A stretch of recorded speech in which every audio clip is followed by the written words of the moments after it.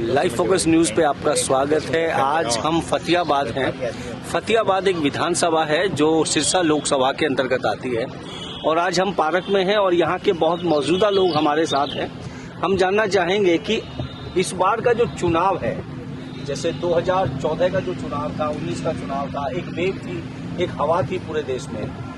2024 के चुनाव में इस बार का माहौल क्या रहने वाला है हरियाणा का, और खासकर हम बात करें सिरसा लोकसभा क्षेत्र की। भी मान लो भी कोई तो कह रहा है यहाँ भी शैलजा जीतेगी, कोई कह रहा है भी अपना तवर जीतेगा जी। तो लगभग हमारे को मुकाबला बरोबर से का, मतलब भारतीय जनता पार्टी और कांग्रेस में हाँ जी, अभी तक का जो मुकाबला है वो बराबर बराबर दिखाई दे रहा है। ये कहना चाहते हैं कि मोदी गवर्नमेंट ने बहुत अच्छे काम किए हैं देश में, इसलिए हम तो मोदी के साथ हैं। और हरियाणा में हमारी खट्टर गवर्नमेंट ने बहुत बढ़िया काम किए हैं, सड़कों के हैं, बिजली के हैं, पर कुछ किसानी जो मुद्दे थे उनके बारे में लोग उनके थोड़े खिलाफ है। सार्वजनिक काम तो बहुत किए खट्टर सरकार ने, पर लोगों को पता नहीं कि किसान मुद्दे की वजह से खफा हैं लोग। तो राहुल जी का नाम ले रहे हैं, अब कहने को तो इनको पप्पू पप्पू कह दिया, लेकिन पप्पू कहने वाली बात नहीं है। ये तो चलो न्यूज में चलता रहता है। अब रही बात महंगाई की, काम की और की, मोदी जी ने काम अच्छे किए हैं, लेकिन महंगाई भी चरम सीमा पे चढ़ा दी है। बिजनेस सभी का जो है ठंडा हो गया है। अब ये क्या ट्रम चला है, अब अच्छे दिन आएंगे, कब आएंगे उसका तो पता नहीं। उनके तो आ रहे हैं अच्छे, हमारे नहीं आए। अगर आप बदलाव नहीं कर रहे, या तो आप प्रकृति से छेड़खानी कर रहे हो, या आप प्रकृति को नहीं समझ रहे। अच्छा, ये इतना विशाल देश है, यहाँ चोरों ने भी राज किया, लुटेरों ने भी राज किया है, और यहाँ अच्छे लोगों ने भी राज किया, और ये देश तब भी नहीं पीछे हटा और अब भी पीछे नहीं हटे। उम्र का तकाजा देखते हुए मोदी जी को रिटायरमेंट ले लेनी चाहिए, नए आदमी को आगे आना चाहिए। बेरोजगारी में मतलब ये नहीं कहता कि मतलब सबको सरकारी नौकरी मिले, स्वरोजगार की तरफ सरकार को ध्यान देना चाहिए। जो ITI पॉलिटेक्निक खुले हुए हैं, जो इंजीनियरिंग कॉलेज बहुतायत खुले हुए हैं, उनका सही तरीके से उपयोग होना चाहिए। पढ़ाई और डिग्री वो दे देते हैं, आता उनको कुछ भी नहीं है। उनसे ज्यादा तो एक रोड का मिस्त्री होता है, उसको आता है, फिर वो ट्रेनिंग लेने के लिए उनके पास में आते हैं।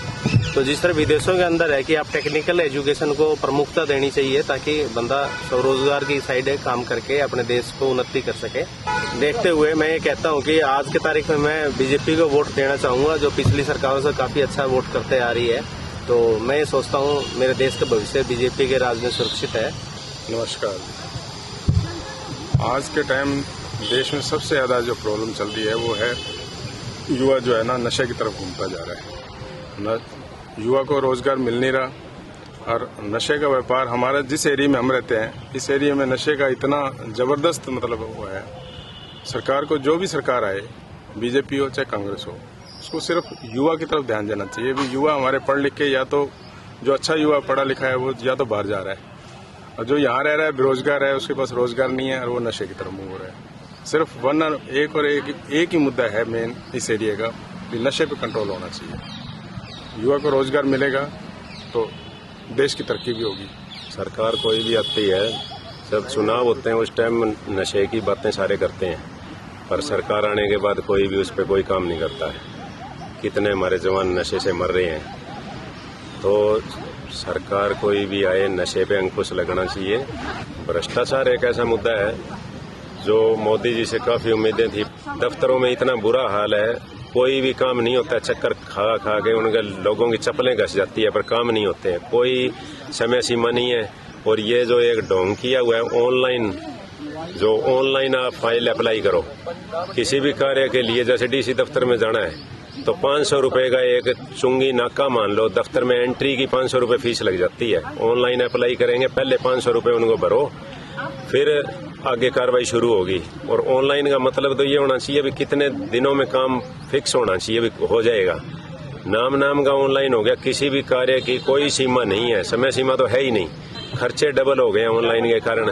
पहले जो फीस 500 रुपए थी, पहले 500 रुपए ऑनलाइन के भी दो, और उसके बाद में जो दोबारा फीस देनी होती है वो तो लगती है। फिर ऑनलाइन का क्या फायदा हुआ? ये तो कुछ नहीं है।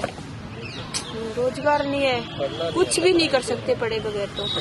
बहुत पीछे है नशा, पढ़ाई नहीं है तो नशा करेंगे ना। खाली लोग है, टाइम पास नहीं कर रहे, कहाँ करेंगे।